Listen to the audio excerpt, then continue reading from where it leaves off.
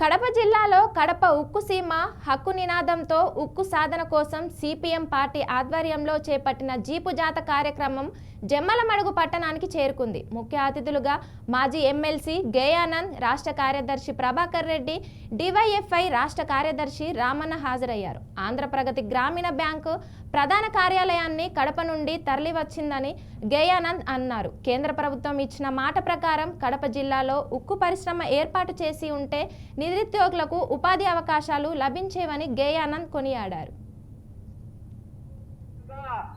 ఈ ప్రాంతానికే ఒకవేళ జమ్మలమడుగుకే ఉక్కు పరిశ్రమ వచ్చుంటే 1,00,000 మందికి ఈరోజు ఉద్యోగాలు వచ్చేవి. 1,00,000 మందికి 1,00,000 మంది అంటే కడప జిల్లా వాళ్ళు ఒక్కడే కాదు, మొత్తం రాయలసీమలో ఉండే జనం అందరూ కూడా ఆ కడప ఉక్కు వల్ల, జమ్మలమడుగు ఉక్కు వల్ల, లేదంటే కడపలో ఎక్కడ పెట్టినా ఉపయోగపడేది. అదంతా కూడా ఈ రాష్ట్రాన్ని చీల్చిన పార్టీలు, బీజేపీ పార్టీ, కాంగ్రెస్ పార్టీ, ఇతర పార్టీలు ఏవైతే ఉన్నాయో ఆ పార్టీలన్నీ కూడా పార్లమెంట్ లో ఏం చెప్పినాయంటే ఉక్కు పరిశ్రమ కడపలో పెడతాము అని చెప్పి వాళ్ళు మనకు ఆశ కల్పించినారు, చెప్పినారు. దాంట్లో చెప్పడమే కాదు, పార్లమెంట్ లో చెప్పడమే కాదు, చట్టంలో రాసినారు. అంటే చట్టంలో ఏదన్నా రాసినారు అంటే అది హక్కు అన్నమాట మనకు.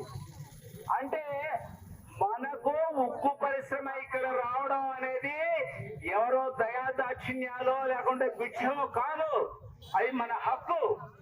10 ఏళ్లుగా ఆ హక్కు మాకు కావాలి, ఆ ఉక్కు పరిశ్రమ మాకు కావాలి అని మొత్తం రాయలసీమలో ఉంటున్న ప్రజలందరూ, కడపలో ఉండే ప్రజలందరూ అడుగుతున్నా కూడా వీళ్ళకు చెవుడు, వీళ్ళకు వినిపించదు, కనిపించదు.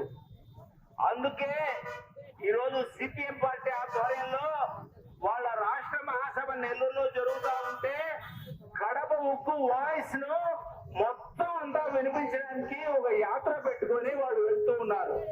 కేంద్ర ప్రభుత్వం